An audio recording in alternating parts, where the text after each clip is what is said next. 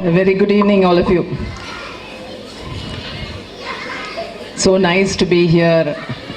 Thanks, Dr. Nalini Srinivas, for giving me this delightful opportunity to stand before you as a chief guest and talk to the parents of these talented kids. And I am delighted to be here. For me, standing here, I feel I come from a very different world, the world of digital marketing. But for me today, it is like a homecoming, because I have started my career as a teacher, especially a preschool teacher in PSBB several years ago, and moved on to middle school and high school. So, hats off to the teachers here, because I know being a preschool teacher is not a cakewalk. It involves a lot of patience, perseverance, passion, and so many things, and all of you have that. I saw the wonderful performance of these little tiny tots. So much of work would have gone behind all that. So with my experience of being a teacher, as well as a parent, as well as a grandparent, I just want to share a few pointers with you. I hope it is useful for the parents here. So here goes. Let kids be kids. Let kids be kids. Because these kids, they are always running about here and there, and they are so curious, right? So at home, probably they'll be running into the garden, turning over rocks, pulling out flowers, taking out the petals, or rushing back into the kitchen, taking all the pots and pans, creating a destruction, lot of noise. Okay, they are like that. What if in your house, your child pulls a chair, climbs on top of the chair, reaches out to the fridge, opens the fridge and removes an egg? What will be your reaction? What will be your reaction? Immediately, I think your antenna will go up, and 90% of the people will say, stop, put it back. Stop, put it back, right? What if you allow the child to handle that egg? If you allow the child, 90% of chances the child is going to drop the egg. So his first physics lesson is learnt. He realizes that the egg is highly breakable. Okay, and he looks at the mess on the floor. It's a yellow gooey mess. And the second lesson is learnt, the biology lesson. So you step in and say, hey, the chicken comes out of this gooey yellow mess, right? So as kids, these little children are always looking for answers. They are filled with curious energy. But as parents, we don't want to disrupt the orderly nature of a house, right? So we don't allow them, we curb them. I'm not saying that you shouldn't discipline them. Go ahead and discipline them, but have a judicious mixture of both, so that you actually feed the spirit of inquiry in them. Because scientists, adult scientists, are children who never grew up, right? Think about it.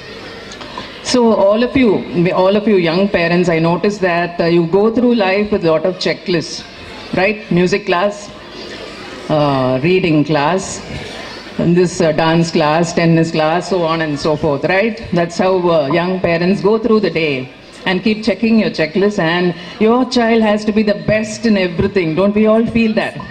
Otherwise, for some parents, it's almost the end of the world, right? So if Shreya can win the race, why can't my child? Okay, if Ritik can count up to 100 and get full marks, why can't you? If Aditi can sing this beautiful song so well, why can't you? So this comparison starts at a very young age, dear parents. So think about it. It goes on through teens, pre-teens, teens, and young adulthood also. I feel a parent who cannot accept the child as he or she is has not accepted himself as he or she is, right? So as parents, sometimes we have our unfulfilled dreams and desires. We like to thrust it on to the child. So think about it. And have you heard of the SS syndrome and the MS syndrome? SS syndrome na enna, MS syndrome na enna yarukavudhu theriyuma? Samathu syndrome, Makku syndrome. Samathu, you know what is it? Makku, you know what is it? Kanna, Samathu illaya. Pannidya kanna, senjidilla. That is Samathu syndrome. Makku, 5 நிமிஷமா உட்கார்ந்திருக்க. ஏன் பண்ணல இன்னும்? எவ்வளவு வேலை எனக்கு இருக்கு? Makku syndrome. I have actually personally experienced this SS and MS in real life when I was a teacher, but of course not for such young kids, but as a teacher for 9th standard. I entered the class as a new class teacher, and the old class teacher gave me a list of students. The list had an exhaustive list, and last 5 were in red. It was all squared up. I asked why. Why is it in red? She said, these children will never learn. They will always fail. How much ever you try, they will not accept. They will always fail, so don't bother about them. She said, and she went away. But for me, it was a shocker, because how can you just leave these kids and decide their future and leave them? So I took it up as a challenge. And actually sat with them, patted their backs, made friends with them, and instilled a lot of self-confidence in them, and actually set up remedial classes for them. And guess what?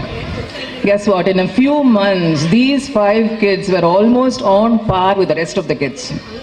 So what did I apply? The SS syndrome.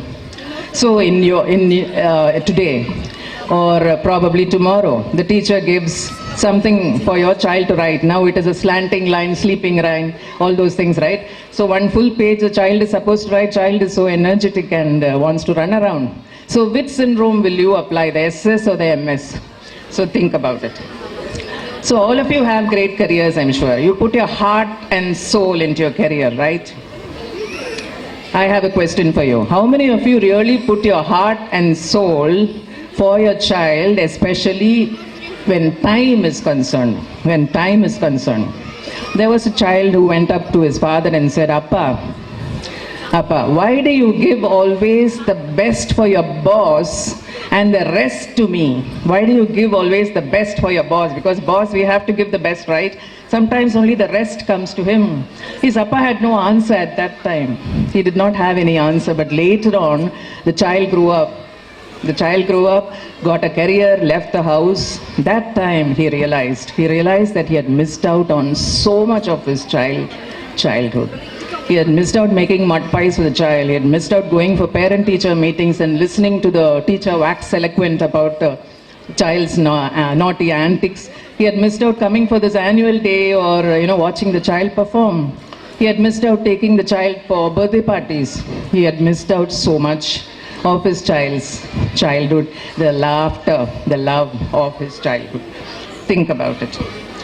And we have all passed through 2020, 21, 22, 23. Very difficult years. I don't have to say why it was difficult.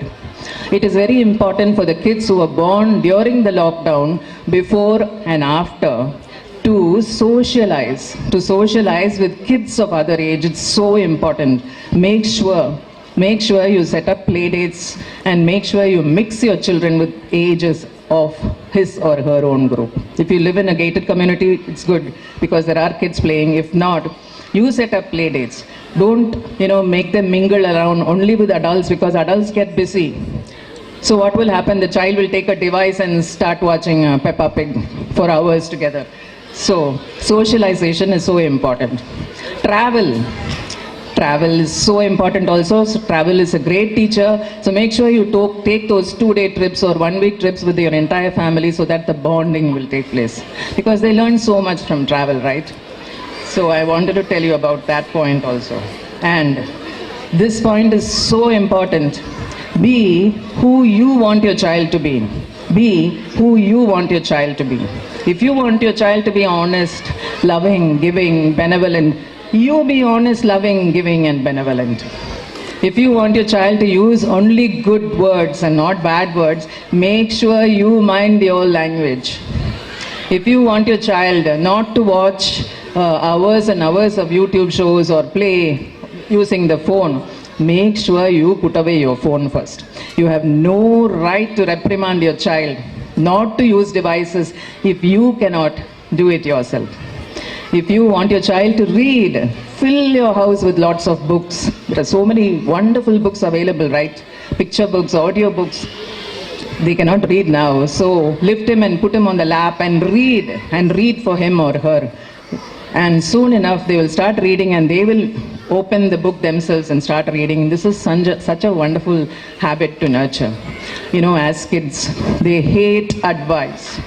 At least not now. When they are teenagers, you will all know. When they are teenagers, they will hate advice.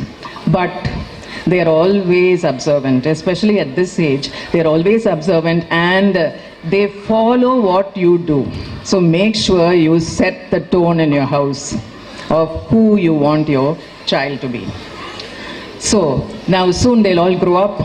After this age, the exams are going to come, the ranks, marks, competition, so on and so forth. So these kids are going to sit for exams. Among those kids, there will be an artist. There will be an artist who does not need to worry about his literature marks or English marks. There is a sports person or a fitness freak who does not need to worry about physics. There is a musician who does not need to worry about his science marks. So if your child is good and great at all subjects, well and good. But if he is not, don't put him down. Tell him that it is okay, you can try next time. No matter how much he scores, please tell that you will always love them. No matter how much he fares, please say that you will never judge them. That is so important. So watch your child grow, watch him glow, because among all the childhood phases, I think this phase is the best phase of them all. So enjoy every moment of this phase with your child. Thanks, Dr. Nalini, for giving me this opportunity, and happy parenting, all of you. Have a lovely evening.